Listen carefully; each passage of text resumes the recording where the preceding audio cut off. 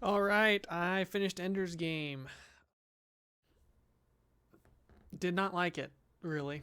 It was okay. It was okay. First thing I want to say, the entire time I was reading it, I had a major toothache. Major toothache, and the day I finished, I actually had a root canal that day. So I might not have been the most positive throughout reading the book, but yeah, I really didn't like it too much. I don't know. I didn't think I was gonna make my first ever review was gonna be a negative one, but here we go.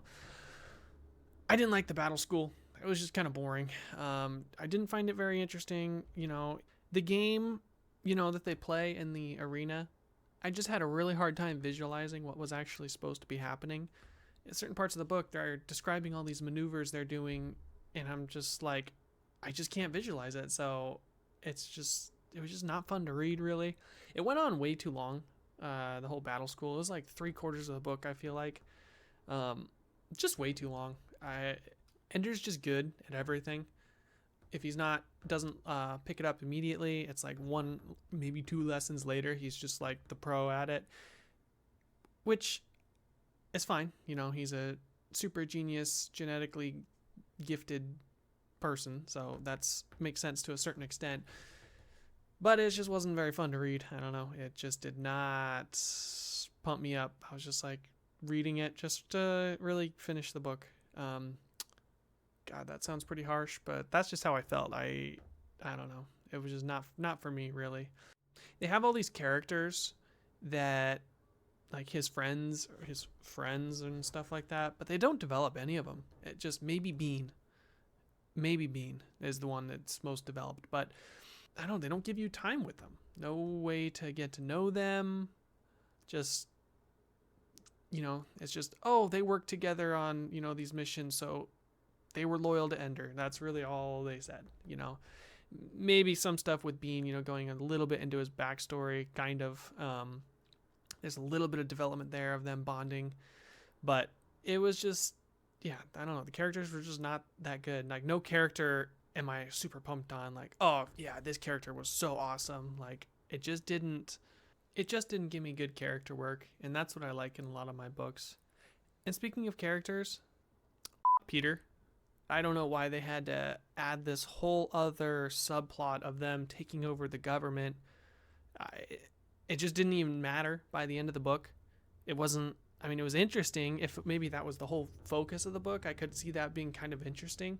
But it was just like small parts, and by the end of the book, it didn't go anywhere. Like, sure, he finally takes over, but for for for nothing. Like, you don't even get to go there and see him rule or see what that process was like. It was just like, okay, yeah, they're on the internet or whatever it is in this world, and they're talking, and then eventually like they get in with the government and they just take over from there. You really see any of that. Um, you just don't see any of it. It's like by the time it would be relevant, it's just a huge time skip, and it's just like, okay, yeah, see, now Peter's 80 years old or 70 years old or whatever, just an old man. And I don't know what that whole subplot was about. That's really all I have to say on that. Stilson and Bonzo. uh I don't feel bad for, I don't know if I'm supposed to feel bad for them. I don't feel bad for them at all. They're little psychopaths. I just didn't think they reveal that Ender actually killed them was that shocking. They were psycho. They started the fights. I mean, yeah, Ender's just a small little boy. He's got to do what he can to survive. I think it would have been much better if you knew they died during the fight and you knew what Ender did to them during the fight. It just would have been so much more impactful, so much more brutal, and like, oh, okay, Ender's not fucking around. He's gonna do anything he can to actually survive and win.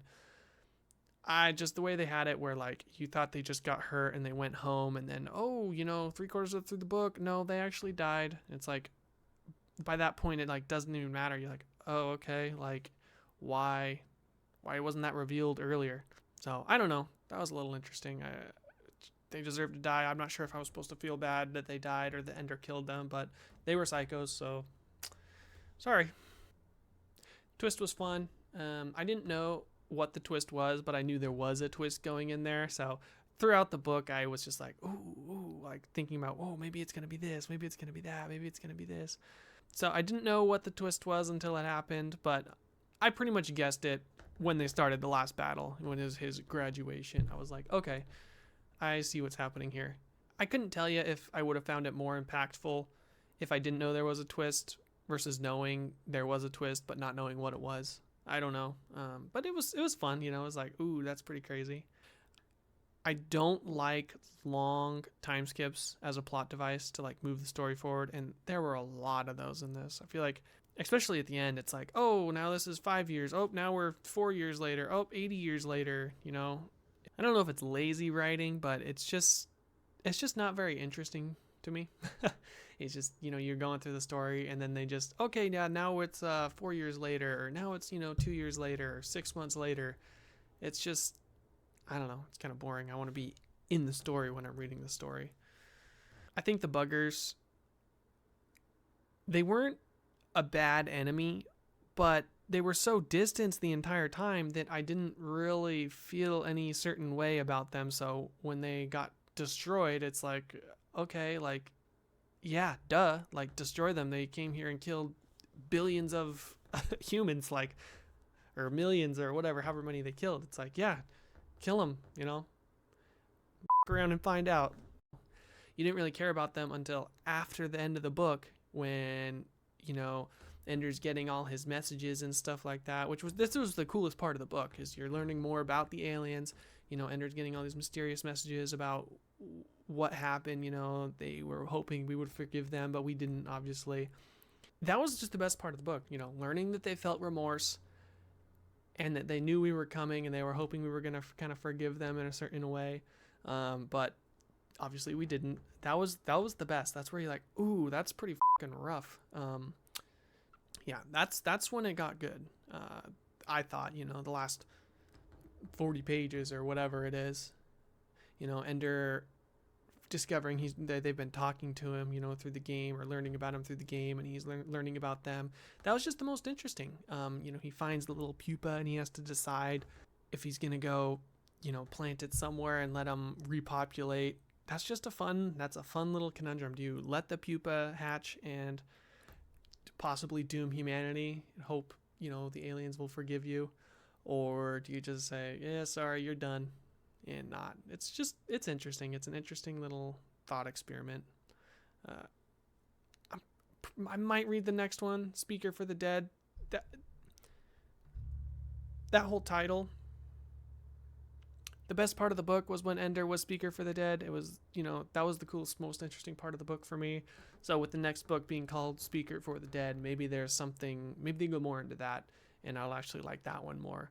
But I didn't really enjoy it. There's nothing I can really think of that really I'm really pumped on, you know, that I want to say, oh yeah, do you remember this part? Or, oh, that was so cool when this happened. Like, there's nothing like that for me. There's nothing that grabs me or that I want to share, like a certain part of the book. It's not a bad book. This is a pretty negative review, but I don't think it's a bad book. It really only got good for me at the end. I'm giving it 2.5 stars, maybe 3, depending on the day, maybe 3, but also maybe a little lower depending on the day. Anyway, that's what I think of the book. After I finished reading the book, I actually went and watched the movie because I thought it would be fun to do that. But no, movie was terrible. Bad actors, bad adaptation.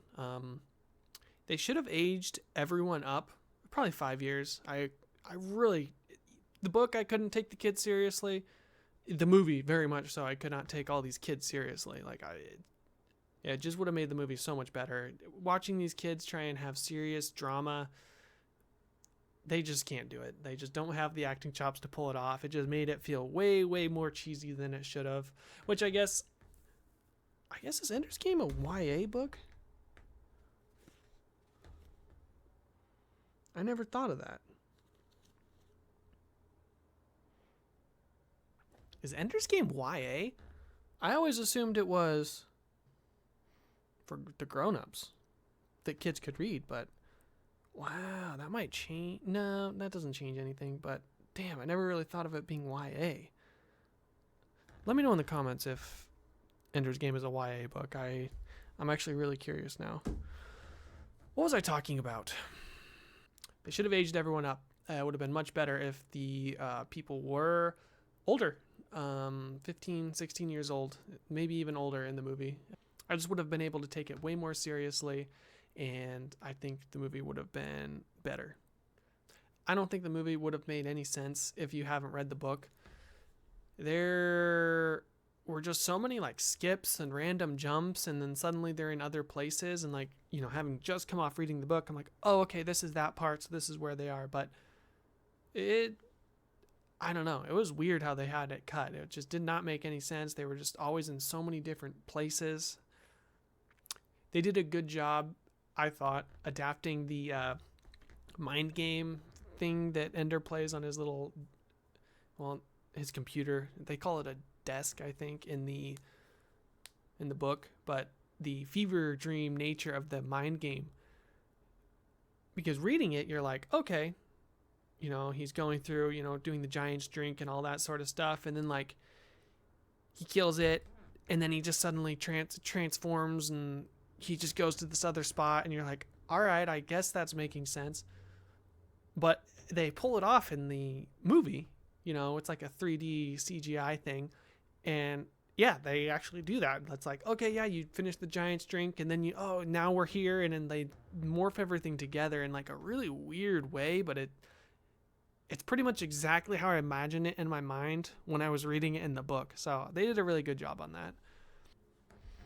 Yeah, all in all, I think 2.5 stars. Might read the next one, probably not anytime soon. And yeah, that's about it. Currently reading Dungeon Crawler Carl. Once I finish that, maybe I'll post another review. This was kind of interesting to do, reviewing. It's going to be interesting to edit, so hopefully that turns out all right. Thank you for watching if you did. Let me know what you thought of Ender's Game down in the comments if you've read it. And like and subscribe. Thank you for watching. Bye. Hey, I just want to take the time to say thank you if you made it to the end of the video. Please let me know in the comments if you have any info you think might be helpful to me. Also, if you found the video interesting, please give it a like and maybe consider subscribing. I'd love to have you stick around while I try to improve the quality of my videos and attempt to grow the channel. Thank you again for watching, and I hope I see you in the next one.